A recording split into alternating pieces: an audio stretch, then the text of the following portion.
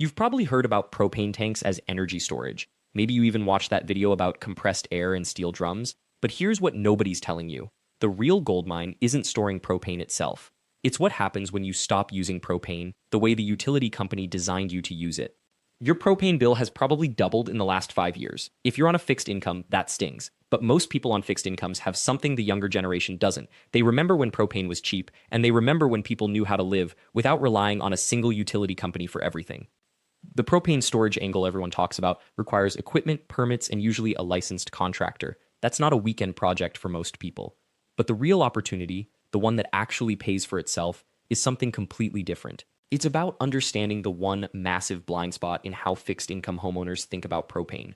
Most Americans, and especially retirees, have been told their entire lives that comfort means keeping your house at exactly 70 or 72 degrees all year long. That belief costs you thousands. It costs you so much that even a small shift in how you think about temperature can save more money than any battery or tank system ever will. But here's where propane storage actually becomes relevant. Not as a substitute for batteries, but as the foundation of something smarter. When you understand the real mechanics of propane consumption in your home, you discover that the tank sitting in your backyard right now is already a storage system. The question isn't whether it stores energy. The question is whether you're wasting that stored energy through poor management. Let me explain what most people miss about propane as an energy asset. When you buy a propane tank and fill it, you're buying stored chemical energy. That energy doesn't degrade. It doesn't lose capacity like a battery does. A propane molecule in a tank today will be just as potent in 30 years.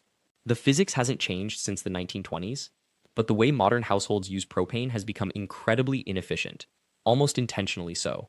Consider this. The utility company loves when you heat your home to 72 degrees in winter, because that means maximum consumption. When you're cold, you turn it up. When you're hot, you cool it down. You're constantly adjusting based on comfort instead of strategy. For people on fixed income, that comfort comes straight out of your retirement account every single month. Now, here's the counterintuitive part that the propane storage videos won't tell you. The real breakthrough isn't adding more propane tanks to your property. The real breakthrough is becoming the kind of household that doesn't need to consume propane at the rate you currently do. And that's not about sacrifice, it's about understanding the technology and the behavioral patterns that let you store warmth itself. Your grandmother knew something that modern marketing has tried to erase from your mind. She knew that keeping your entire house warm was inefficient. She knew that you kept the kitchen and living room comfortable during the day, and the bedroom warm at night, and you let other spaces be cooler. She wasn't being cheap, she was being smart. That wasn't poverty, that was physics and experience working together. The propane tank in your backyard is actually a nearly perfect energy storage device for the fixed income homeowner, but only if you change one critical thing. You stop using it like someone who's trying to maintain a constant 72-degree envelope around your entire house. Instead, you use propane like someone who understands that heat is valuable and should be concentrated where people actually spend time. Here's the money part. The average American household spends between $400 and $600 per month on heating during winter months. For someone on a fixed income, that could be 15 to 20% of everything you have. Some people spend even more. But the interesting data point that nobody highlights is this. The average homeowner only occupies about 35% of their home's usable square footage on any given day. Your heating space you're not using. So when you own a propane tank, even a small one, you're not just owning a container of fuel. You're owning the choice to concentrate that fuel's energy in the spaces where you actually live. That fundamentally changes the economics of your energy costs. And it does something else. It puts you back in control, instead of letting an automated thermostat make decisions about your money. The propane storage conversation usually gets framed around exotic equipment, compressed air systems, tank modifications, complex engineering.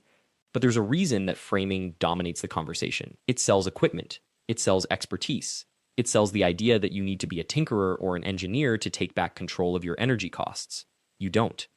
What actually works for a retiree on a fixed income is much simpler. It's understanding how propane tanks actually work in residential settings, what their real limitations are, and most importantly, how to audit your current system to find the money that's literally leaking out of your heating system right now. Before you buy anything new, before you spend a dime on modifications or storage devices, you need to see what you're actually paying for. This is where the real propane breakthrough lives, and it's not being marketed because it's too simple. The heating industry makes money when you consume more propane. A storage tank manufacturer makes money when you buy equipment. But nobody makes money when you consume less. Nobody makes money when you understand your own system well enough to operate it efficiently. The propane tank you own right now, whether it's a small 20-pound portable tank or a larger residential unit, is actually sized based on assumptions. Those assumptions were made by people who have zero incentive to help you minimize consumption. The tank was sized to meet your peak demand on the coldest day of the year, with the thermostat set to comfort levels that maximize usage. But your actual usage pattern isn't peak demand on the coldest day. Your actual usage pattern is an average across 90 days of winter heating, combined with cooking and water heating throughout the year. That's a completely different calculation. And once you understand that calculation, you can start making decisions that actually reduce what comes out of your account each month. Let me be direct about something that the storage equipment videos deliberately avoid mentioning. The real reason propane costs have gotten so expensive isn't because propane itself is becoming scarce. It's because the distribution system, the delivery trucks, the regional suppliers, the retail markup has become increasingly consolidated. Fewer companies control the supply chain, which means less price competition, which means your bill keeps climbing regardless of market conditions. That consolidation is actually the reason why taking control of your propane consumption, rather than just storing more of it, becomes so important for someone on a fixed income. You can't change the supply chain, you can't negotiate with the gas company, but you can change how much propane you need them to deliver, and every gallon you don't buy is money that stays in your account. The propane tank itself, the actual physical tank sitting in your backyard, is nearly invisible in all this discussion. It's just a container. What matters is what you put in it, how you use it, and whether you're being charged fairly for both the product and the delivery. That's the real storage conversation that needs to happen. Here's a detail that changes everything. Most residential propane tanks are owned by the utility company, not by you. Even though the tank sits on your property, the company that fills it retains ownership. This means you have restrictions on where you can fill it, how you can maintain it, and what you can do with it. You're leasing the infrastructure of your own heating system. Some utility companies charge you a monthly tank rental fee on top of the propane price. Others build it into the per gallon cost. Either way, you're paying for the privilege of having that tank on your property. This is where understanding the actual structure of your propane arrangement becomes critical. Because once you see the full picture, you realize that the conversation about storage and efficiency isn't really about tanks at all. It's about the relationship between you and the company that controls your heating. For a fixed-income homeowner, that relationship is inherently unequal. You need heat in winter. They know you need heat. They can raise prices, and you'll pay because the alternative is freezing. That's the structural reality that propane storage systems don't address. They just let you buy in bigger quantities and pay less per gallon, which is good, but it's not freedom.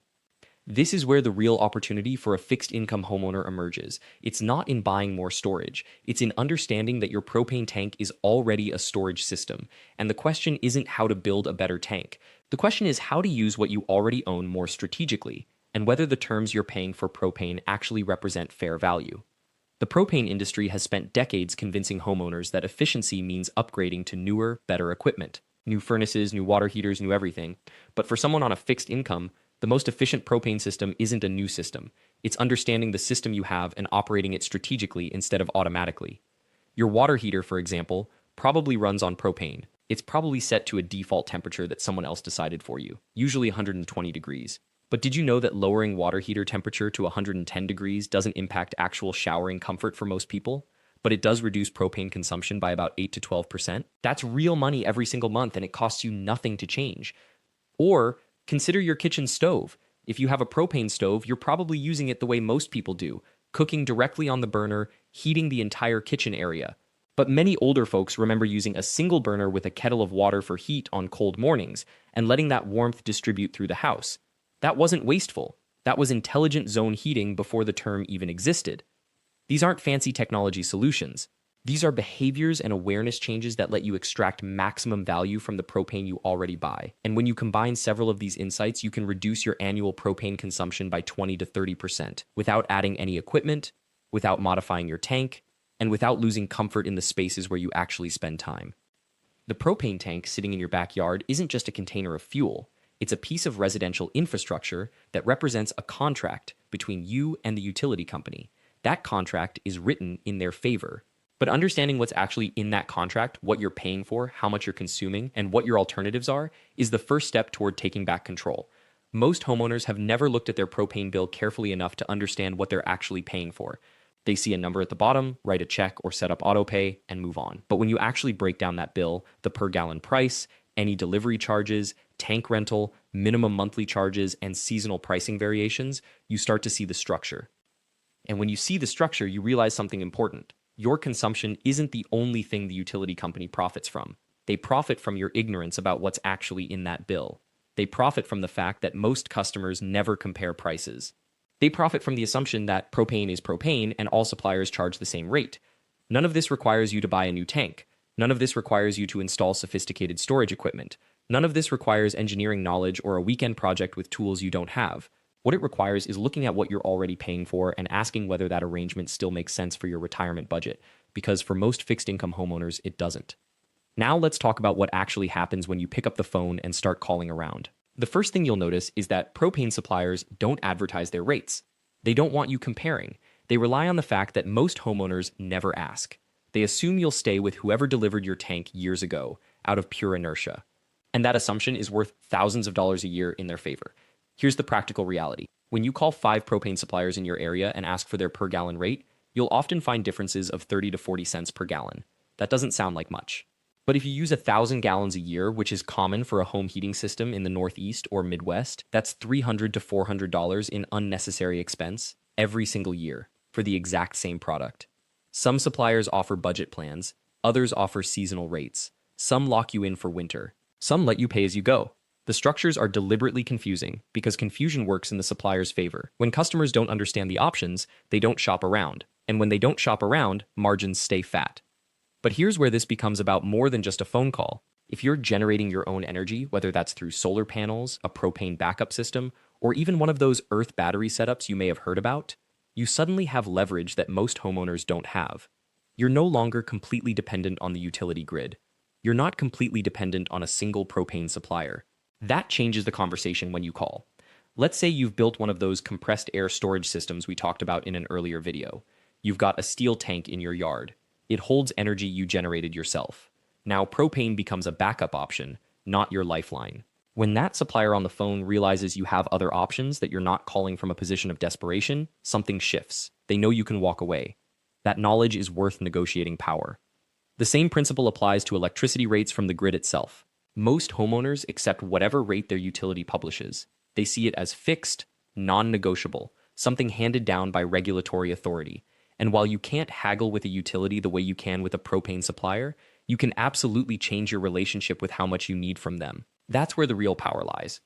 If your utility charges you 14 cents per kilowatt hour, and you can reduce your dependence on grid power by 40% through solar, propane backup, or storage systems, you've just created negotiating room you didn't have before. Some utilities offer time of use rates where electricity is cheaper at night. Others offer demand response programs where they pay you to use less power during peak hours. These programs exist, but suppliers don't advertise them aggressively to fixed-income homeowners. Why? Because fewer enrollments mean less complexity in their billing systems. Finding these programs requires a little digging. You have to call your utility, ask about time of use rates, demand response, or low-income assistance programs. Yes, many utilities have those too, and you may qualify based on household size rather than just income. You have to read the fine print on your bill where they sometimes list available programs in tiny font. You have to be the kind of person who thinks like a retiree on a fixed income thinks every dollar matters, and if the company isn't going to tell you how to save it, you'll find the answer yourself. This is where that combination of traditional self-reliance and modern energy solutions becomes so powerful. Our grandparents didn't think someone else owed them cheap electricity. They didn't wait for the utility company to call and offer them a deal. They looked at what they needed, calculated what it cost, and found ways to reduce that cost through their own effort. That mindset is exactly what works today. But there's another layer to this that most videos about saving money completely miss. It's not just about finding a cheaper rate or switching suppliers. It's about understanding the psychology behind why you're being charged what you're charged in the first place. Energy companies have spent decades normalizing the idea that rising costs are inevitable, that winter heating bills increase every year, that summer cooling costs will climb, that you simply have to accept this as the cost of living in a developed country. The narrative they've built is powerful because it's partially true.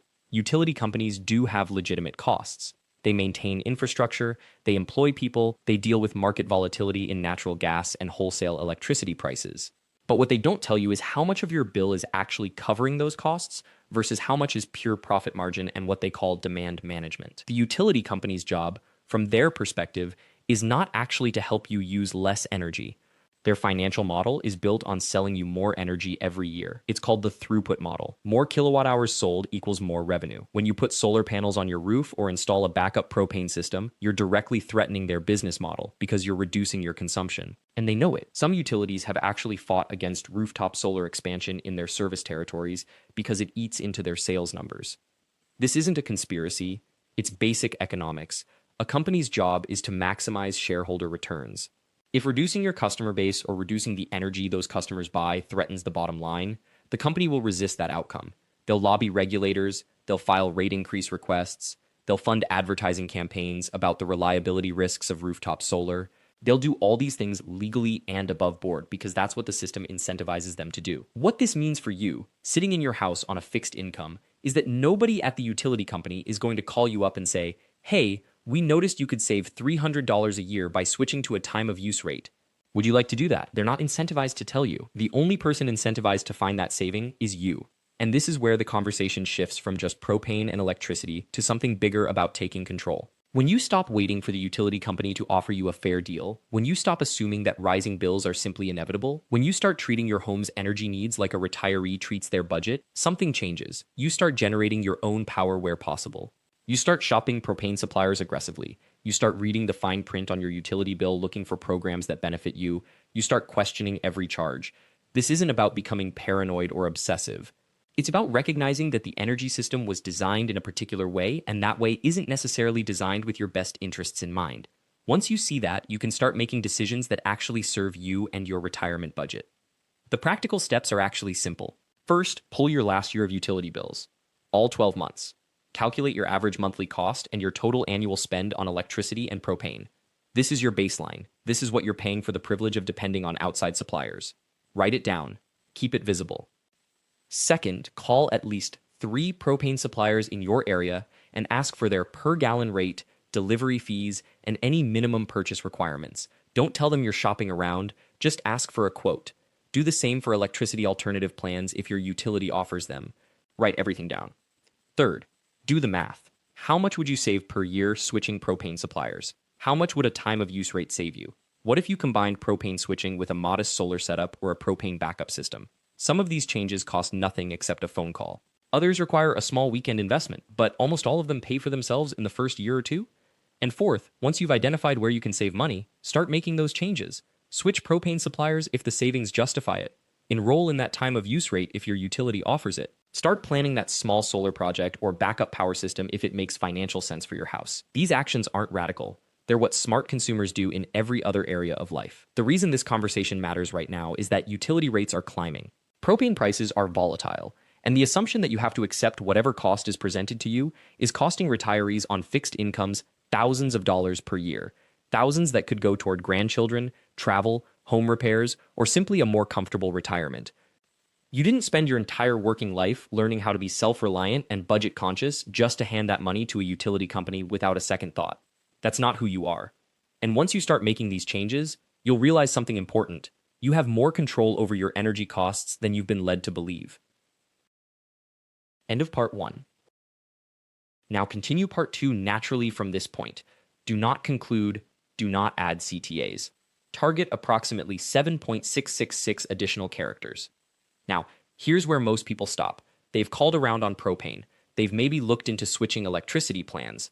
They feel like they've done their due diligence, but they haven't yet looked at the next layer of savings that's sitting right in their own backyard.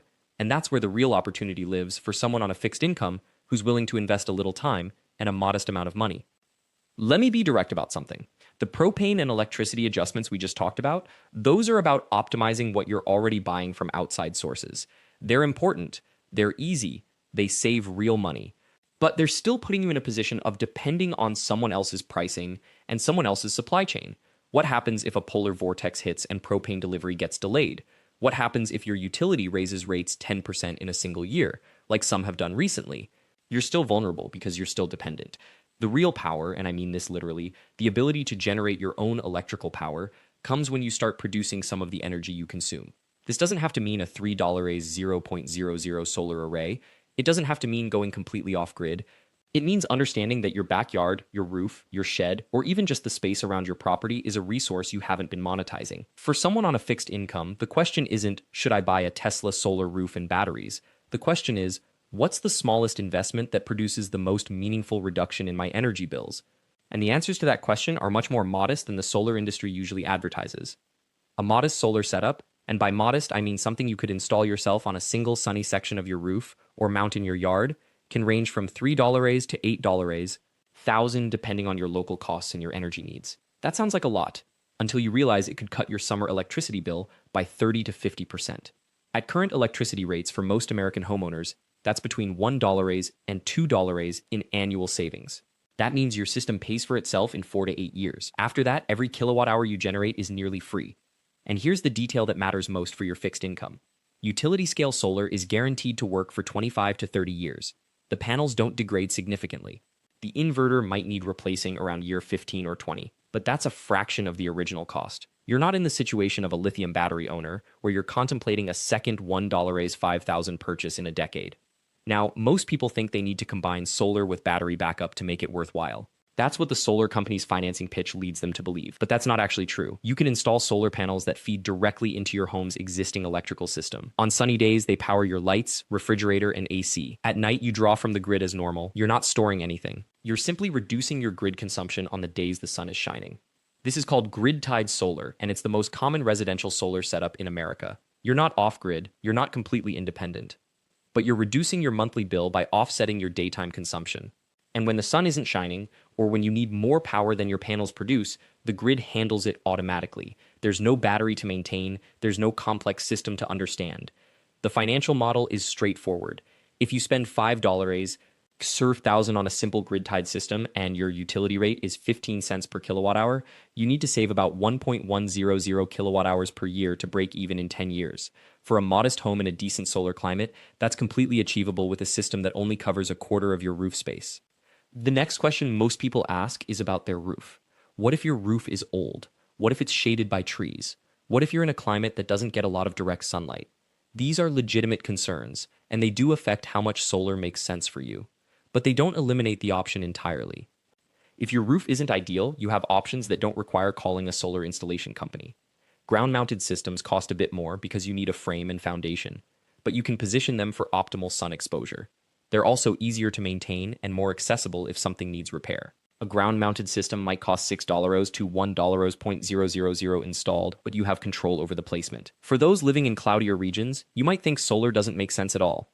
But modern panels produce power even on overcast days, just at a lower capacity. A northern state might get 30 to 40% less annual solar production than a southern state, but that doesn't mean zero production.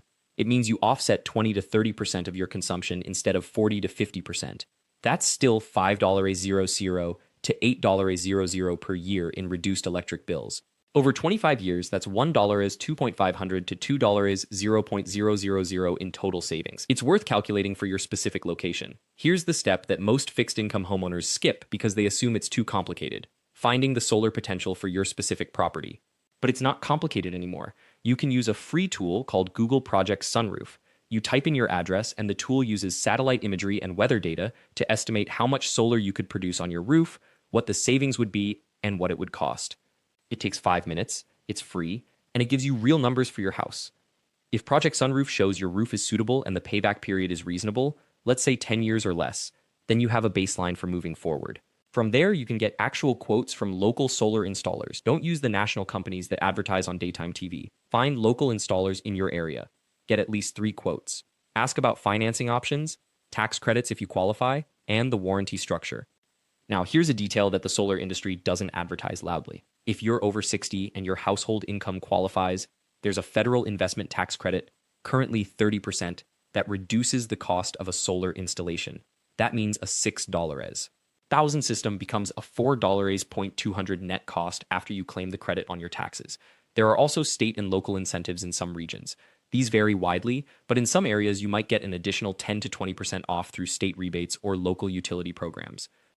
The critical action here is to understand what credits and incentives exist in your state before you choose an installer. Some installers will handle the paperwork, others won't. Some will price their quote assuming you'll claim the credit yourself. This is where your due diligence matters. Call your state's energy office. They have a website showing available incentives. It takes an hour to research, and that hour could save you thousands of dollars. Once you've got solar producing power on sunny days, the propane and grid electricity become less critical to your daily function. And that's when you can really start negotiating with suppliers because you're genuinely not dependent on them. You've reduced your consumption significantly. You've already taken control back. Now, when you call a propane supplier or your utility, you're calling from a position of choice, not desperation. This is the strategy that works for retirees. You combine multiple small wins. You shop propane suppliers and switch to someone cheaper. You enroll in time of use rates with your utility. You install a modest solar system that covers 30 to 40% of your daytime consumption. You consider a small battery backup for blackout preparedness. None of these alone is a complete solution, but together, they shift your energy budget from a position of dependence to a position of control. And the beautiful part about this approach is that it's not all or nothing. You don't have to do everything at once. You can start with the phone calls to propane suppliers. No money invested, immediate savings possible. Then move to the utility rate research. Still no capital investment. Then, when you're comfortable and have done your research, you can start looking seriously at a solar installation. You're building momentum and confidence as you go.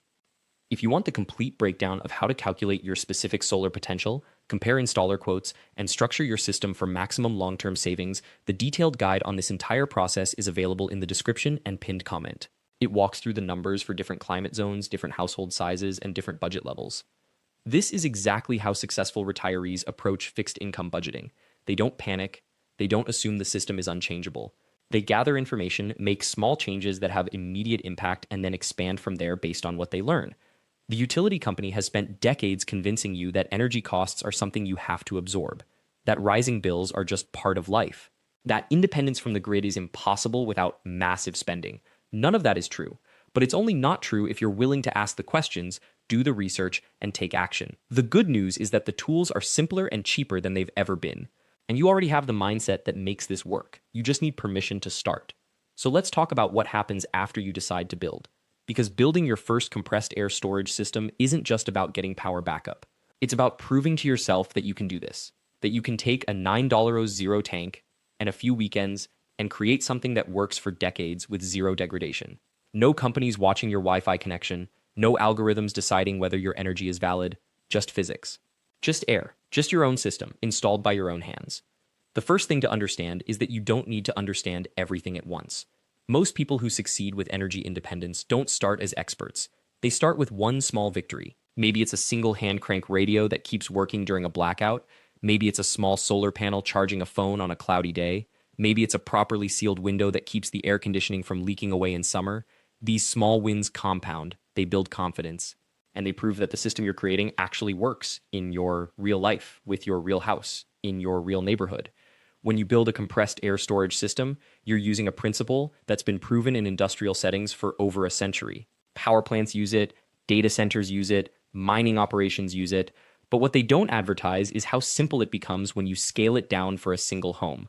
The physics doesn't change, the degradation curve doesn't change. What changes is the investment and the timeline. Instead of $1 million facility, you're looking at a weekend project. Instead of a 30-year industrial contract, you're looking at something that's already in your backyard and already running within 2 weeks of setup. Here's what most people get wrong about energy projects. They think it has to be big to be meaningful.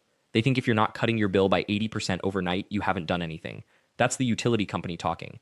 They want you to believe in all or nothing thinking, because nothing keeps people paralyzed. The truth is that every kilowatt hour you generate or store yourself is a kilowatt hour the utility company doesn't own anymore. Every gallon of propane you reserve, instead of drawing grid power during peak hours, is money back in your pocket when that bill arrives. Every day your system runs without needing their infrastructure is a day you're proving their model wrong. The real compounding advantage of building your own storage system is what happens after the first year. When you're looking at data from your own equipment, running in your own climate, with your own patterns of use, you start making better decisions. You understand when you need that backup power most. You learn how to position equipment for maximum efficiency. You figure out what you actually use versus what you thought you needed. This is information no company can sell you. You have to earn it through building and observing and adjusting. And there's something else that happens that the industry doesn't want acknowledged. When you build your own system, you understand it. You know where every connection is. You know what each part does. You can troubleshoot it yourself. You can maintain it. You can fix it. You don't need to call someone. You don't need to wait for a technician. You don't need permission. That independence isn't just economic, it's psychological. It changes how you think about energy. It stops being something that happens to you and starts being something you control. Now, if you want to go deeper into this and understand exactly how to source the right tank for your climate and your needs, how to run the actual plumbing without creating a safety issue, how to integrate this with solar panels if you already have them, how to set up your backup load so you're protecting the most important circuits in your home, all of that is covered in detail in the complete guide available in the description. That guide walks you through every step, every material, every connection, and every decision you need to make before you even buy the tank. What's important right now is understanding the principle and knowing that this path is actually available to you. The compressed air storage method isn't experimental. It isn't theoretical. It's been working since before most of us were born. What's new is that the price of the infrastructure has fallen so far that a retired homeowner on a fixed income can now build exactly what a commercial operation would build, just smaller. You're not compromising on the physics. You're not compromising on the durability. You're just building at human scale instead of industrial scale. The other advantage that people don't talk about is how this changes your relationship with energy companies. When you have backup power stored in your backyard, you're no longer desperate. You're no longer checking their website to see if there are notices about rolling blackouts or peak demand charges. You're informed, but you're not dependent. You can make choices based on your situation, not on their schedule. If rates spike at 6 p.m. during the summer, you can draw from your backup instead of paying that premium. If there's a blackout, your family has heat and light and refrigeration while neighbors are sitting in the dark. That's not arrogance, that's just independence. That's what self-reliance actually looks like in 2024. The work you do this weekend or next month or whenever you're ready isn't just a project.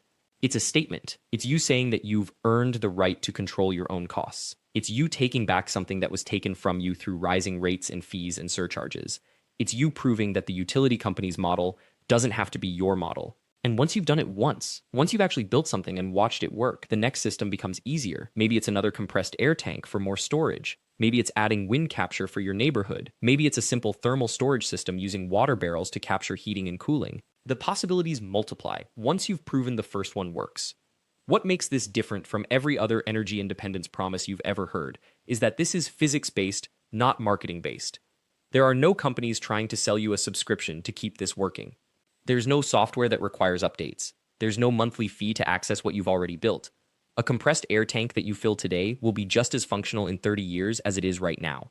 The only maintenance is checking your pressure once a season and making sure your connections aren't corroded. That's it. That's the entire maintenance burden for a system that'll outlive your house if you want it to.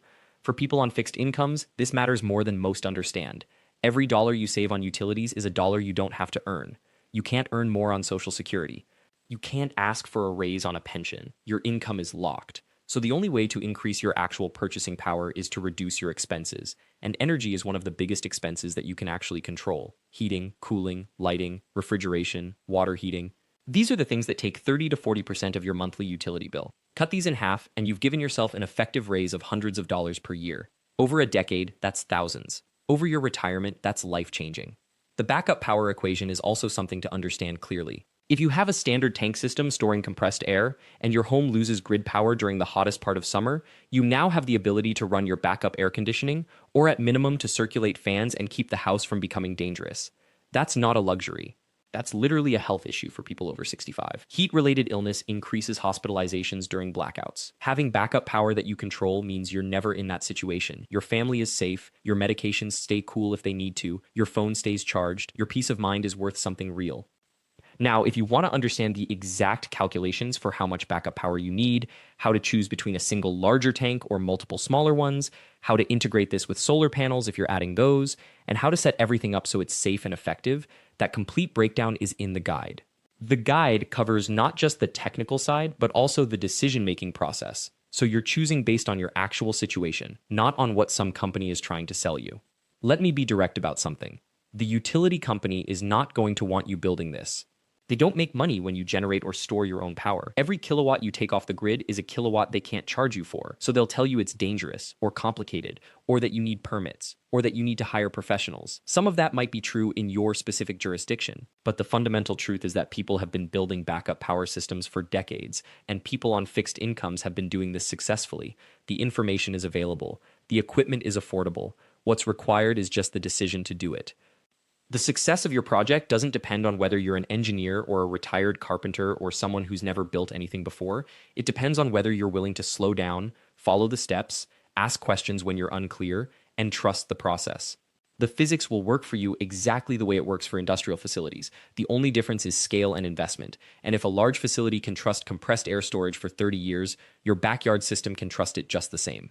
So here's what the next 30 days looks like for you if you're genuinely ready.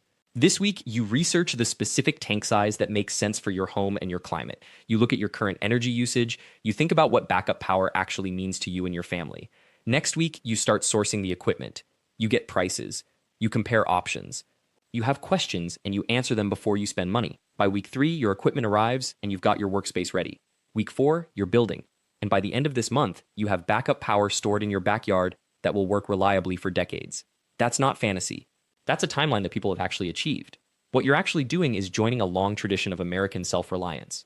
People who decided they weren't going to accept the utility company's terms. People who decided to understand their own homes and take control of their own costs. People who decided that their retirement money was theirs to keep, not a resource to be extracted by rising rates and surcharges. Your grandparents understood this, your parents understood this, and now you have the tools to do it better than they ever could because the technology is cheaper and more efficient than it's ever been. The last thing I want you to understand is that you don't have to be perfect at this. You don't have to get everything right the first time. Your first system won't be optimized, it'll be functional, and that's genuinely all you need. Every expert you know, every person who built something amazing, started with something imperfect that worked. They learned from what worked. They adjusted what didn't. They expanded from there. Your compressed air storage system will be exactly the same. You'll start with something functional. You'll use it. You'll learn from it. You'll make adjustments. You'll add to it. And eventually, you'll have exactly the system you need for your life. The independence you're building isn't just financial. It's emotional. It's the peace of mind that comes from knowing you've got backup power when storms come. It's the confidence that comes from understanding your own systems. It's the satisfaction of taking something from start to finish and having it work. It's the knowledge that you're not as dependent on external systems as you thought you were. All of that is available to you. All of that starts this weekend if you decide it does. If you want to move forward on this and you're ready for the detailed breakdown of exactly what you need, where to source it, how to install it safely, and how to optimize it for your specific situation, grab the complete guide. It's available in the description and pinned in the comments. It goes way deeper than what we've covered here, and it'll answer the specific questions that come up once you're actually building. This is an investment in the detailed information, but it's far less than the amount you'll save in the first year alone. Thank you for watching. If this resonated with you, if you're ready to take control of your energy costs and build something that actually works, please subscribe to this channel and hit the notification bell. We upload new methods and new approaches every single week, and I want to make sure you never miss one. Your financial independence is worth paying attention to. Take care of